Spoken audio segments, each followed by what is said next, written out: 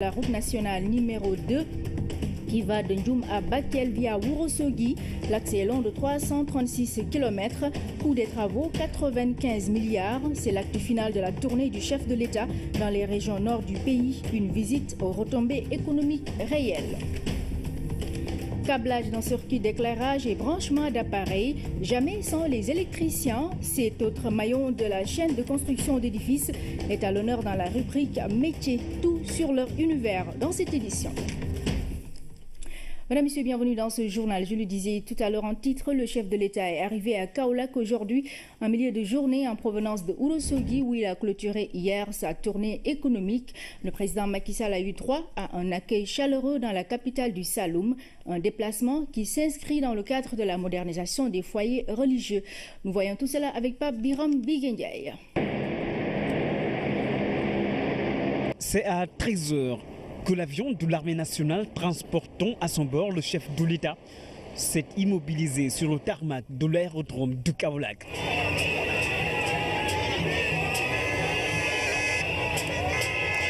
À la sortie, il y avait déjà une forte mobilisation des populations de Kaolack.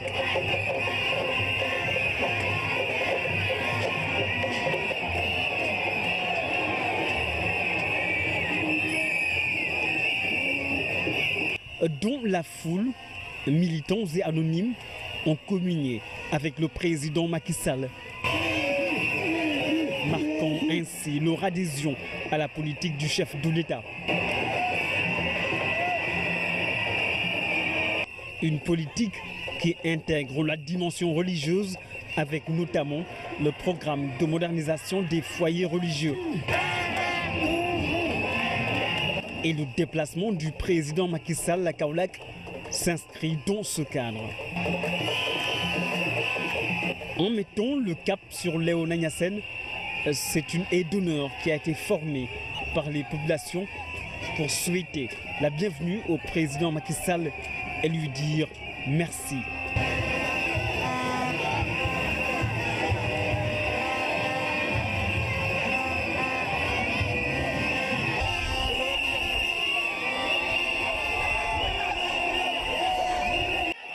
Merci pour la réhabilitation de la grande mosquée de Léona Niassène.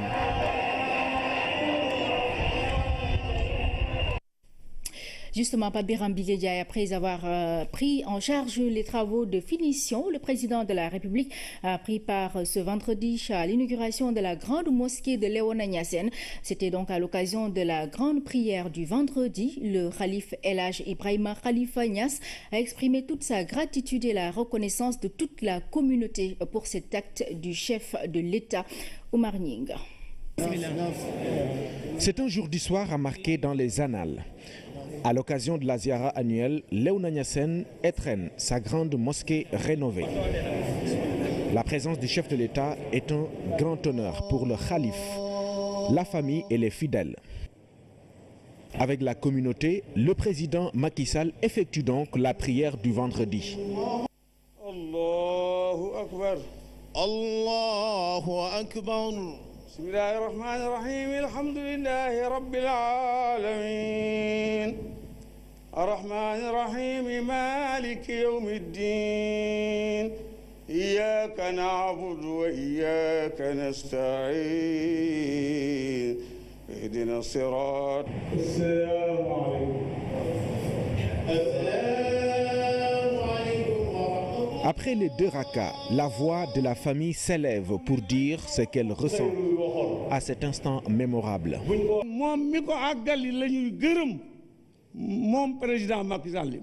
Beaucoup de satisfaction à l'endroit du président Macky Sall pour avoir achevé les travaux de construction de cette grande mosquée.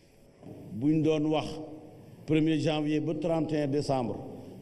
Successivement, l'imam Arabi Niass et Ahmad Khalifa Niass expriment leur gratitude et leur remerciement. L'acte posé est l'expression d'une considération que le président Macky Sall voue à la famille de Mame Khalifa Niass. Pour sa part, le chef de l'État dit n'avoir fait que son devoir parce qu'il mesure l'importance de Léona Niassène dans la communauté musulmane du Sénégal. C'est la raison pour laquelle il a inscrit les travaux de finition de la grande mosquée dans le programme de modernisation des cités religieuses, respectant du coup la volonté du khalife qu'il avait érigée en priorité. Avant de formuler des prières, le khalife El Hadj Ibrahim Khalifa Niass a fortement remercié le président Macky Sall et pris l'engagement de le soutenir à tous les niveaux. Président jërëjëf yàlla na yàlla fay aw yiw xayru nag ci yiw xayru nag ci yàlla. Avec lui, de nombreux fidèles qui tenaient eux aussi à exprimer au président de la République toute leur reconnaissance. Après un retour sur la clôture de la tournée économique du président de la République dans le nord du pays, avec le lancement des travaux de réhabilitation de la nationale 2 Ndioum-Ourossogui-Bakel. 336 km vont coûter 95 milliards de francs CFA. Les populations lui ont réservé un accueil chaleureux en guise de reconnaissance. Nous retrouvons Oumar Nying.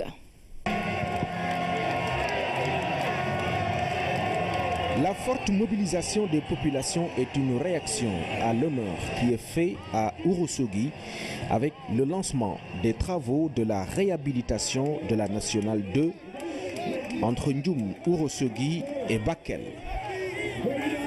Cette route fluidifiera davantage les échanges entre les vingtaines de communes traversées, puisque les routes de qualité sont des moyens de communication impératifs pour l'émergence du Sénégal. En effet, après la route Linguère-Matam qui s'est achevée grâce à vous, vous venez aujourd'hui pour les travaux de construction de la route Ndioum, Ourossogui, Kanel, Bakel, qui va impacter positivement le développement du Fouta, consacrant le désenclavement total du nord-est du pays. Pour mesurer la portée de l'acte posé par le chef de l'État, il faut passer par ce tronçon garni de nids de poules. Un vrai parcours du combattant. Le chef de l'État va mettre fin à un long calvaire. Je salue votre patience. C'est parce qu'il y a urgence que j'ai tenu à ce que les travaux que nous lançons ici figurent en bonne place dans le plan d'action prioritaire du plan Sénégal émergent. Le chantier que nous lançons ce soir porte sur 336 km. 336 km, c'est un long linéaire. Outre les voiries urbaines à Matam, à Ourossogui et à Bakel, nous aurons donc cette ligne de 336 km. Ce projet intègre aussi la construction de 60 km de pistes rurales, les relier à la route nationale numéro 2.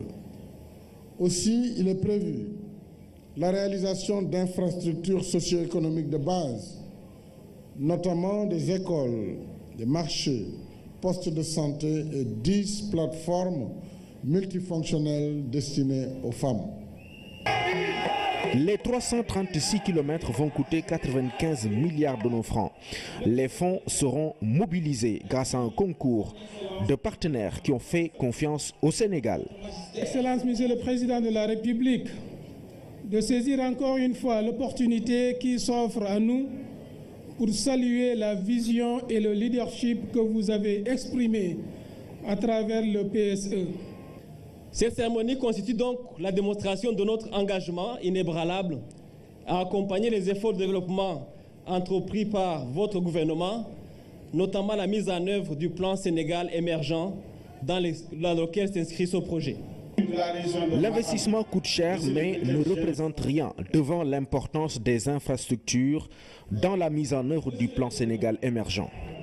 À terme, avec le programme de désenclavement de l'île à Morphine, c'est un linéaire d'environ 720 km de route bitumée qui s'ajoutera ainsi au réseau routier national, sans compter d'autres projets en cours de finition ou déjà achevés notamment pour les axes routiers Fatick-Kaolack, Dinguiraye, Nioro, Keur Aïb, Keur Wali Ndiaye, Passy, Sokone. Mais aussi la route Joal-Samba-Dia-Differ et Touba-Dara-Linguère qui vient se connecter à la route Linguère-Matam. Mesdames et messieurs, je saisis l'occasion pour appeler à nouveau au respect des règles en matière de sécurité routière. Il ne sert à rien de construire des routes si c'est pour voir des dizaines de personnes, voire des centaines, mourir tous les mois. Donc nous devons faire en sorte que nos routes devenues trop mortelles par la faute des usagers puissent se transformer en instruments de confort et de sécurité pour les usagers. Je tiens en particulier à la mise en œuvre rigoureuse des décisions issues du Conseil interministériel sur la sécurité routière du 9 février 2017. Dans 18 mois, l'ouvrage sera livré au grand bonheur des usagers. Le président Macky Sall a remercié les partenaires qui accompagnent le Sénégal sur la route de l'émergence. En réponse à d'autres doléances des populations, un nouvel aéroport prochainement et la réfection du stade entre autres. Ourossogui boucle ainsi une tournée économique marquée par sa richesse. Nous restons avec le chef de l'État en réponse à ceux qui voient de la politique dans ses tournées économiques. Il est donc revenu sur le sens de sa démarche. Cela traduit une vision bien pensée en rapport avec le diagnostic fait avant son accession au pouvoir. Nous l'écoutons. Nous avons mis en place une politique de développement réfléchie qui vient et qui émane de nous-mêmes sur la base d'un diagnostic sérieux. Ce diagnostic nous a pris 3 années à travers le pays profond. Toutes ces localités, je les ai faites au moins 2 fois entre 2009 et 2012. Et nous avons connu le drame des populations, leurs corvées, leurs priorités. Elles étaient à l'abandon.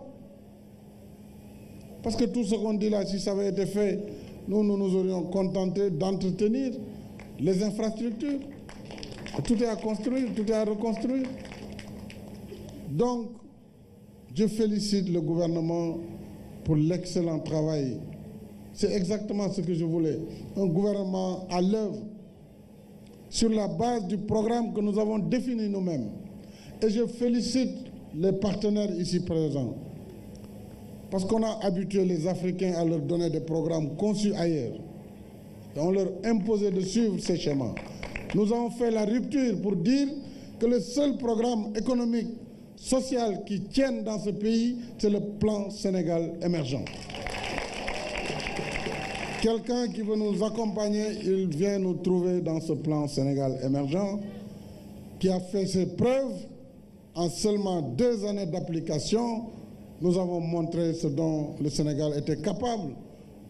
La croissance économique pour l'année 2016 a finalement été portée à 6,7%. Alors qu'on nous disait que 6,5%, ce n'était pas possible. Toujours à Matam où il s'est prononcé, le président de la République s'est rendu donc chez le guide religieux Thierno Mohamedou Samassa, avec qui il s'est entretenu en privé, comme vous le voyez ici sur ces images. Au Fouta, toujours, le président de la République a présenté les condoléances de la nation aux familles de Amadissi et Baïdi Kane. Le premier est décédé cette semaine à Aéré-Lao dans le département de Podor. Le second était le consul du Sénégal à Pointe-Noire au Congo. Il a été inhumé à Ndendori où le chef de l'État s'est rendu hier. Nous retrouvons Aboubakri Kane. La vie est ponctuée d'événements heureux et malheureux. Ndendori et ses environs en deuil. Le président de la République vient compatir à la douleur des populations qui ont perdu un digne fils du terroir. Baïdi Kane était le consul du Sénégal à Pointe-Noire au Congo-Brazzaville. L'opérateur économique est très connu dans la zone pour ses actions dans le social. À sa famille et à toute la communauté du Damga, le président Macky Sall a présenté ses condoléances et celles de la nation. Un discours ponctué de témoignages sur leurs relations bien avant son accession au pouvoir. Au nom de la famille du défunt, Amadou Kane a salué le déplacement du président de la République qui vient partager la douleur encore vivace à Ndendori. Quant à Ousmane Kane, il s'est félicité de l'appui du président Macky Sall pour le rapatriement de la dépouille du Congo et son acheminement au village. Thierno Barrossal, après avoir exprimé sa satisfaction pour toutes les actions menées par le chef de l'État en direction des foyers religieux, a formulé des prières pour un Sénégal de paix et de prospérité. Auparavant, dans le département de Podor, le président de la République avait procédé à la même démarche de compassion. À Aéré Lao, le chef de l'État est venu présenter ses condoléances à la famille de Hamadissi. Le défunt était de la garde rapprochée du maire de Aéré Lao, Muntagassi, par ailleurs directeur général de l'APIX. Mahamadou Samba Djamassi a remercié le chef de l'État pour son geste. L'oncle du défunt a également exprimé au nom de la famille sa reconnaissance au président Macky Sall. Et c'est à Thierno Cheikh Oumar Ba qu'est revenu l'honneur de formuler des prières. Prières pour le repos de l'âme du défunt, prières également pour la réalisation des grands projets du Sénégal. Amen. Du matériel d'une valeur de 3 milliards de francs CFA parti en fumée. C'est le bilan de l'incendie de l'usine ICAGEL de Mbour. Venu constater les dégâts, le ministre de la Pêche promet l'assistance de l'État pour permettre à cette société de se relever. Les précisions de Habibou Mbaye. Droit dans les bottes pour pouvoir marcher sur les décombres laissés par la furie des flammes dans cette usine de ICAGEL à Mbour. Jadis fleuron dans les exportations et la transformation des produits halieutiques, le réveil a été brutal le 4 février dernier avec cet incendie dont les causes semblent clairement identifiées par les autorités. Apparemment, c'est un court-circuit dans un évaporateur de clim, donc c'est vraiment un événement accidentel qui, malgré toutes les précautions que nous prenons à l'installation depuis 25 ans qu'existe cette usine, les dégâts sont importants. Nous avons pris l'engagement de conserver tout le personnel. Et donc il nous faut très rapidement recommencer à travailler. Et nous sommes très touchés. Je remercie beaucoup Monsieur le ministre de sa visite de soutien et à travers lui, Monsieur le Président de la République, car je sais que nous pouvons compter sur leur ferme volonté pour nous aider à redémarrer ce site sur lequel travaillaient environ 800 personnes. Le coût estimatif des dégâts ? Oui, approximativement, puisque tout n'est pas encore évalué, mais en tout cas supérieur à 3 milliards de CFA. Des milliards de francs CFA en feu. Les services en charge de la pêche sont déjà venus à la rescousse dès les premières heures pour mener des enquêtes et produire un rapport. Et sur la base de cela, le gouvernement va apporter son assistance pour sauver les 250 emplois impactés par le sinistre. Et cette société ICAGEL constitue l'un des fleurons en termes d'industrie de pêche industrielle, de transformation et d'exportation. Je suis venu ici apporter le soutien du gouvernement du Sénégal à M. Langlois, directeur général de ICAGEL, et lui affirmer ici que nous l'aiderons au plan administratif pour que son exploitation puisse continuer. Au niveau du poste où il y avait cette infrastructure qui a pris feu, un minimum de 250 personnes y travaillaient. Mais M. Langlois m'a affirmé que toutes ces personnes sont conservées malgré l'incendie, en attendant que les experts évaluent le risque. Le risque zéro n'existant pas, ICAGEL attend le travail des experts pour espérer reprendre le rythme normal de sa production. 8e session ordinaire du Haut Conseil du dialogue social. La rencontre se tient à Salich. Elle examine donc les activités de 2016. Elle diagnostique aussi sur le plan triennal donc, et élabore le rapport destiné au chef de l'État. C'est un compte rendu de Maman Moussagna. Ils sont une trentaine de membres. Nommés par le président de la République, les conseillers du Haut Conseil du dialogue social sont issus du patronat des organisations syndicales du gouvernement. Depuis 2 ans, l'institution procède à des facilitations et à des médiations sociales entre les acteurs sociaux, appuie et forme les acteurs en matière de prévention, de gestion et de résolution des conflits. Le plus en vue, celui qui a opposé gouvernants et enseignants. Le Haut Conseil a réussi dans ce secteur à créer les conditions de restauration et de consolidation de la stabilité sociale. Nous prévoyons d'ailleurs, sous ce rapport, de contribuer à la consolidation de la stabilité sociale, notée dans le secteur éducatif depuis le début de l'année scolaire, en tenant une réunion de samedi 11 mars 2017 entre les représentants des organisations syndicales d'enseignants et des ministères impliqués dans la prise en charge des accords dans ce secteur. Cette présente assemblée prépare à l'occasion le rapport 2016 sur l'état du dialogue social, un rapport qui sera présenté au chef de l'État. Cela pour identifier les axes de réforme pouvant contribuer à la rénovation sociale. Cette rénovation sociale passe par la réactualisation du cadre juridique qui régit les relations professionnelles, qui est aussi un des gages d'un dialogue social fécond. Dans ce domaine, la précédente assemblée plénière a servi de plateforme de concertation nationale tripartite, de réactualisation de la convention collective nationale interprofessionnelle qui date de 1982. La rencontre de Saly prend fin samedi. Elle permettra surtout de faire une évaluation des activités menées par l'institution en 2016. Et puis d'importantes découvertes archéologiques viennent enrichir l'histoire du Sénégal. À titre d'exemple, des céramiques datant du XIIIe siècle ont été trouvées.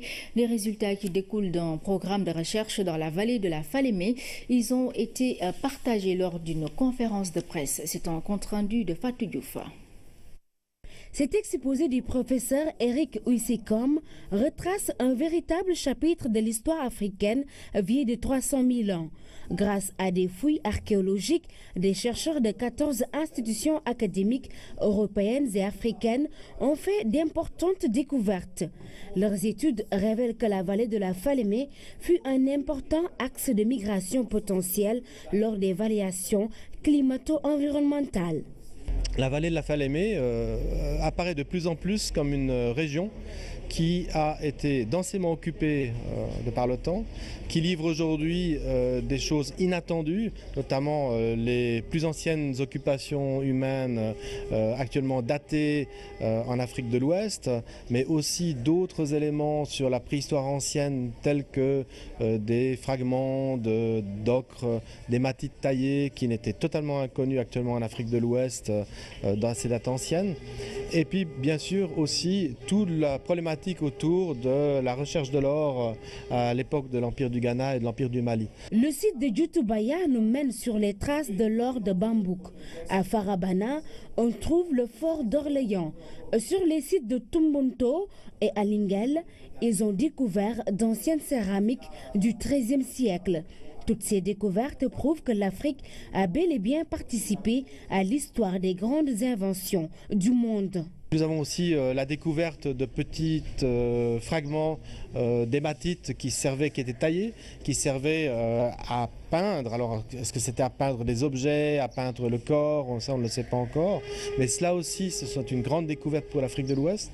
Et enfin, justement, la fabrication, la construction de bâtiments importants liés très probablement à la transformation de l'or sur place en Afrique subsaharienne, alors qu'on a toujours dit que l'or était transformé au Caire ou au Proche-Orient. À l'histoire africaine et à l'histoire du monde. Et ça, il faut qu'on le sache. Il faut qu'on arrête avec ces vieux clichés qui datent du 19e siècle, voire du 18e siècle. Ce que nous avons vu aujourd'hui, c'est du solide. Fondé sur une méthodologie scientifique très fine, les archéologues ont pu révéler une culture matérielle qui a plus de 300 000 ans d'existence. Et encore une fois, cela conforte les intuitions que certains comme Cheikh Anta Diop avaient sur l'histoire du peuplement. Les intuitions que de grandes équipes d'archéologues avaient, disons, par rapport à l'histoire de cette période. Ce projet de recherche dans la vallée de la Falémé va durer 6 ans. En partenariat avec l'IFON, l'équipe du programme Peuplement humain et paléo-environnement en Afrique vont essayer de reconstituer une culture matérielle. Il s'agit d'amener une réponse à ceux qui prétendent que l'Afrique est un monde anhistorique. L'Afrique, justement, face aux défis et enjeux de la résistance aux antimicrobes. C'est le thème de la rentrée solennelle de l'école inter-État des sciences de médecine vétérinaire de Dakar. Personnel et étudiants ont participé à la réflexion. C'est un compte-rendu de Philomène Constance Diagne. Cette 20e rentrée solennelle de l'école inter-État des sciences et médecine vétérinaire de Dakar a vécu sous le sceau de l'excellence. Les majors des promotions 2015-2016 ont été récompensés. Le mérite des nouveaux maîtres de conférences agrégés a été salué. Reconnaissance a aussi été portée à l'endroit des personnes qui ont participé activement à la vie de l'école vétérinaire communautaire. Je voudrais vous assurer de la détermination de la direction générale et des composantes de l'ISMV d'articuler et d'accélérer la poursuite du développement de l'ISMV avec un plan stratégique Vision 2020 qui fixe les objectifs toujours plus performants en s'appuyant sur les valeurs de l'ISMV afin de répondre non seulement aux aspirations des étudiants et des personnels, mais aussi aux besoins des États membres et du continent. Depuis 50 ans, l'école inter-État des sciences et médecine vétérinaire forme des médecins vétérinaires et participe ainsi au développement socio-économique des États membres, ce qui en soi est un signe de qualité et de stabilité imputable à son personnel enseignant et non enseignant. La sécurité sanitaire mondiale a intéressé à cette 20e rentrée où une leçon inaugurale a été dispensée. Près de 4 millions de personnes seraient menacées par année et la résistance aux antimicrobiens en serait la cause. C'est un phénomène mondial qui n'apparaît pas tout simplement en Afrique, mais également dans les autres parties du monde. Mais le problème est plus aigu en Afrique parce qu'en Afrique, il n'y a pas de surveillance de cette résistance. On ne sait pas où on en est au niveau de la résistance. Bien qu'il y ait des études ponctuelles qui soient réalisées sur les résistances aux antibiotiques dans les différents laboratoires et institutions de recherche, mais on se rend compte qu'en réalité, il faut absolument mettre en place cette surveillance de la résistance et l'Afrique gagnerait à justement s'impliquer davantage dans cette surveillance de la résistance. Près de 400 étudiants sont formés par année à l'EISMV pour devenir médecins vétérinaires. Une ressource humaine non négligeable pour l'Afrique centrale et francophone qui pourrait apporter une meilleure santé à la chaîne de valeur de l'élevage et des ressources halieutiques du continent. Protection de l'environnement, le Sénégal plus que jamais engagé. Scientifiques et autres acteurs ont participé à un panel sur l'accessibilité de l'information climatique au grand public. Fatoumata Savane était de la partie. Les changements climatiques nécessitent une adaptation par les populations. Collecter les données et en faire de l'information utile, tel est l'objectif visé par les scientifiques, les chercheurs et les acteurs des services climatiques. Je vous donne un seul exemple. À Saint-Louis, on voit que des populations comme Djeben Gandiol souffrent énormément du changement climatique. Mais faute d'informations, elles ne peuvent pas efficacement s'adapter au changement climatique. Voilà pourquoi, à mon avis, je pense que les chercheurs doivent mettre à la disposition de ces communautés-là les informations.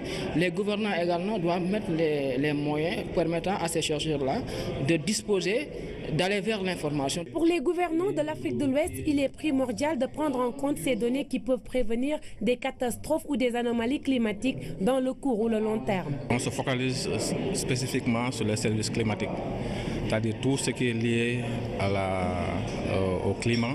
Les gouvernements africains ont besoin de ça dans la pêche, dans l'agriculture, dans beaucoup de secteurs. C'est des informations vitales qui peuvent servir ces acteurs sur le plan social. C'est des choses très importantes qui pourraient aider à prédire le climat dans le futur. Le Sénégal s'est engagé sur la problématique, une volonté du gouvernement de lutter contre les effets néfastes du changement climatique. La CDN, la contribution déterminée du Sénégal, qui est un document d'engagement dans lequel le Sénégal dit clairement sa volonté de participer aux côtés de la communauté internationale dans la lutte contre le changement climatique. L'ampleur et la vitesse du changement climatique prennent souvent de court les populations par manque d'informations, d'où la nécessité d'intégrer le volet information de ces données pour une adaptation rationnelle des activités comme la pêche et l'agriculture. Place à la rubrique du vendredi dans la suite de notre série de métiers du bâtiment. Ce soir, un focus aux métiers, sur les métiers donc des électriciens. Ces derniers réalisent des installations électriques des maisons. Le plus important est de commencer par dresser un plan de distribution intégral par rapport aux différentes pièces et avec l'emplacement des différents appareils. Donc, dans un bâtiment, focus sur les électriciens. C'est dans la rubrique métiers avec Luis Bizarre. Ils auscultent, analysent et se posent 1001 questions. À l'origine du questionnement, les dangers liés à l'installation des fils électriques dans un bâtiment. Avoir une bonne installation, ça vaut le coup. Des fois, tu peux avoir la malchance de tomber sur une fil non bien protégée, qui a une haute tension. Ça peut trop quitter. J'ai eu la malchance de tomber du 2e étage jusqu'en bas. J'ai presque fait 7 jours de commande. Pour contourner ces obstacles, ces électriciens ont tout d'abord commencé par évaluer les besoins en énergie électrique de cette habitation. Une évaluation qui a permis de déterminer le type d'abonnement auprès du fournisseur. Là, je suis en train de préparer une mise à la terre. La terre, c'est pour éviter les masses, les petites masses qu'on remarque des fois sur les frigos. La connaissance des besoins en énergie a permis à ces 3 électriciens d'établir le plan architectural et d'implanter le matériel. Des éléments qui permettent de positionner les points d'éclairage, des interrupteurs ainsi que les prises. Ça, on l'appelle un multimètre. Ça sert à mesurer les tensions d'électricité et en même temps des continuités des câbles. Pour la pose de l'appareillage et câblage, ici, on a opté pour la pose mixte. Ce type de pose permet de ceinturer la pièce par le haut ou par le bas avec de la goulotte pour ensuite distribuer l'appareillage. On faisait de la câblerie, on tirait, moi et mon ami Mbaye, on installait une climatiseur. Pour cela, il fallait tirer les câbles. Pour ne pas perdre du temps inutilement, la réalisation consiste à suivre une logique. Ici, les boîtiers sont tracés à la hauteur voulue. Résultat des courses, tous les raccordements sont faits à la minute. C'est une attente là. Il faut une collaboration bien étroite pour savoir que ton partenaire est en train de tirer, toi aussi tu es en train de pousser pour que ça passe, ça facilite les choses. Et la mise en service, cette étape est la plus valorisante, c'est l'aboutissement du travail. À l'essai, ces électriciens mettent en service chaque circuit. Tout ce qu'on a besoin comme matériel électrique, on utilise des prises. Les lumières aussi, il y en a des va-et-vient, des interrupteurs simples. Tout ce travail obéit aux normes électriques avec un équipement minimum. Les 2 apprentis sont coachés ici par un électricien professionnel rompu à la tâche. Tout ce qui est électronique et système de sécurité, je l'ai appris au Maroc. J'ai eu la chance de sortir. En fait, ça donne de l'argent. Là, on gagne notre vie. Il n'est plus envisageable aujourd'hui de construire une maison sans installation électrique, à moins qu'on se trouve dans un village où l'alimentation se fait le plus souvent en lampe tempête. L'électricité est devenue incontournable au sein des ménages, d'où la nécessité de recourir aux professionnels dans ce domaine pour éviter des éventuels courts-circuits. Conseil bien noté. La semaine prochaine, nous vous proposerons le métier de plombier dans la rubrique du vendredi. Et puis au Maroc, une centaine de femmes journalistes venues de plusieurs pays d'Afrique ont célébré le 8 mars, donc la journée internationale de la femme, d'une manière bien particulière. Elles viennent de lancer sous la houlette de la chaîne 2M les Panafricaines. C'est donc un réseau de femmes journalistes africaines, une initiative qui vise à promouvoir l'engagement des femmes du continent avec une coopération à travers les médias africains. Envoyé spécial au Maroc, Ourey Thiam. Sur initiative de la chaîne marocaine 2M, une centaine de femmes journalistes viennent de mettre sur pied les Panafricaines. Les Panafricaines, aujourd'hui le premier réseau des femmes journalistes africaines dont l'objectif premier est de briser les barrières afin d'aller vers une dynamique unitaire et ce à travers une meilleure implication des femmes sur le continent.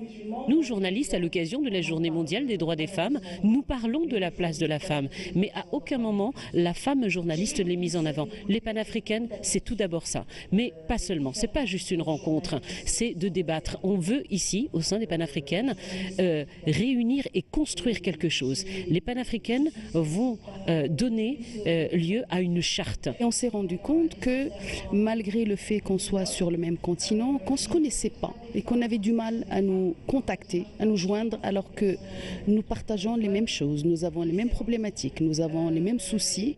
Les participantes à ce forum des Panafricaines sont unanimes à saluer cette initiative, surtout que toutes les problématiques soulevées se ressemblent d'un pays à l'autre.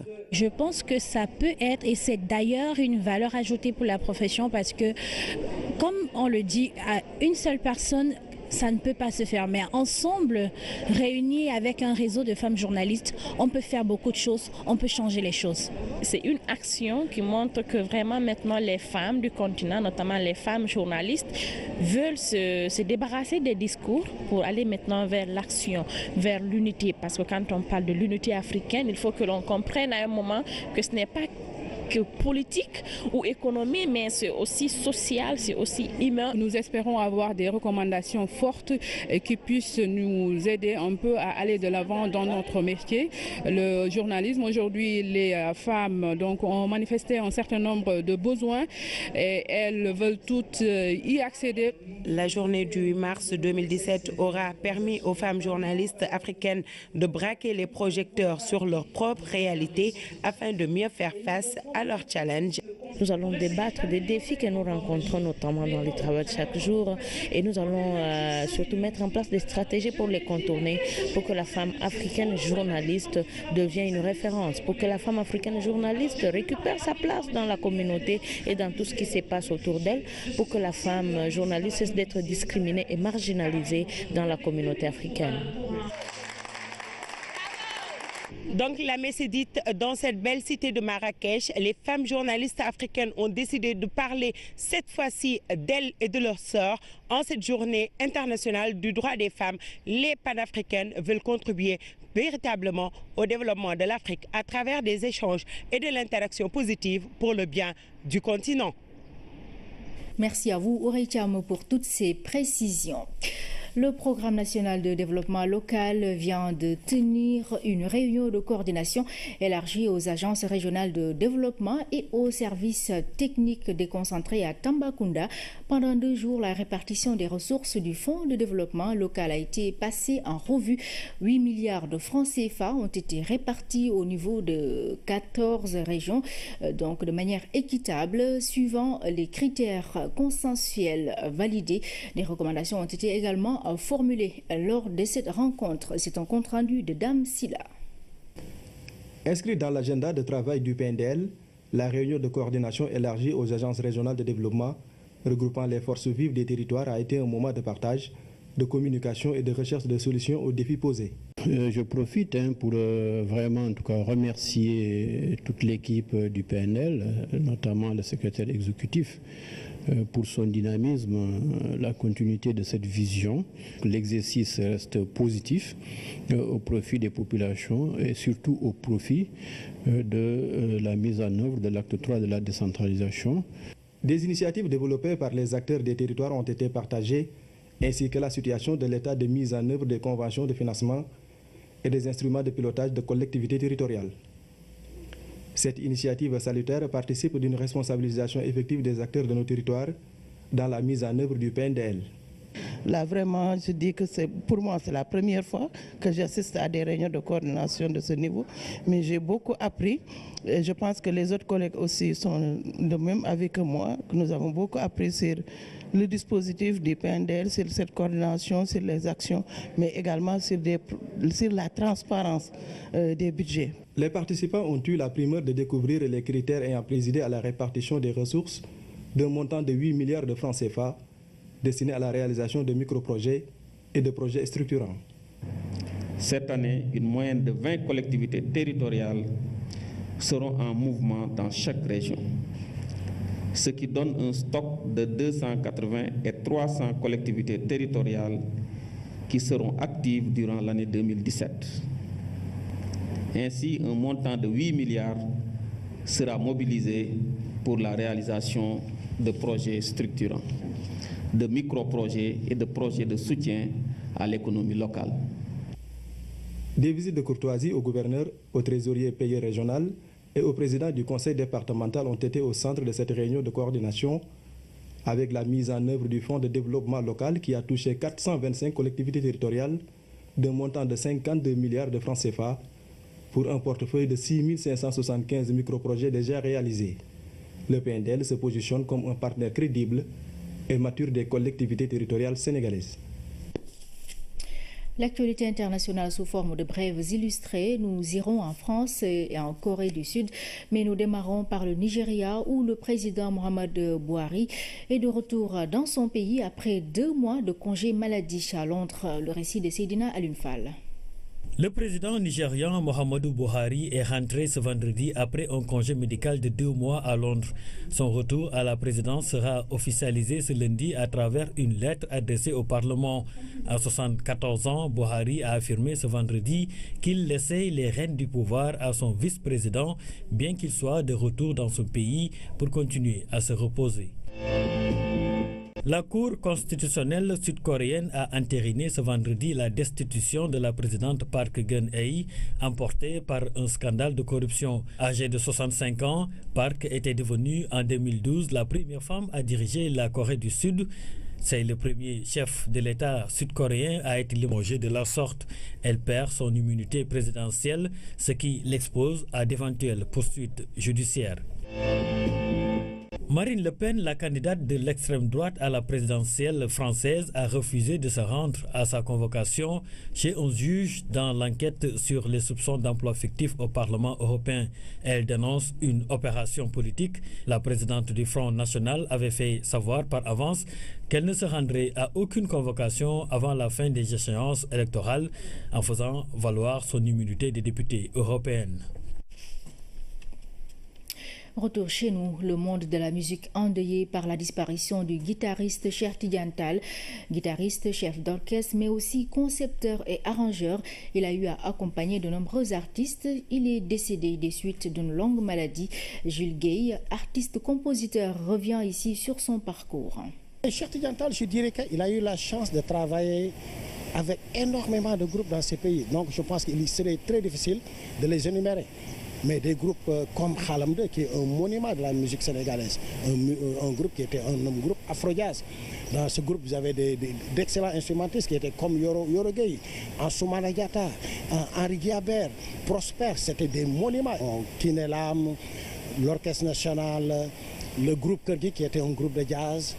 C'était un musicien qui s'adonnait à tous les genres musicaux. Donc je dirais que Cheikh Tidiane, c'était un instrumentiste, un passionné de la musique. Très passionné de la musique et il poussait toujours les gens à travailler les instruments. Lui, c'était vraiment la perfection pour faire de la musique et être passionné aussi. Jules Gueye, artiste-compositeur qui revenait donc sur le parcours de Cheikh Tidiane Tall, guitariste, arrangeur, arraché à notre affection cet après-midi à l'âge de 70 ans. La levée du corps est prévue demain samedi à 9h. La RTS, par la voix de son directeur général, présente ses condoléances à la famille éplorée. Voilà, ainsi se referme cette édition. Mesdames, Messieurs, merci à vous de l'avoir suivi et très bonne soirée sur la RTS 100.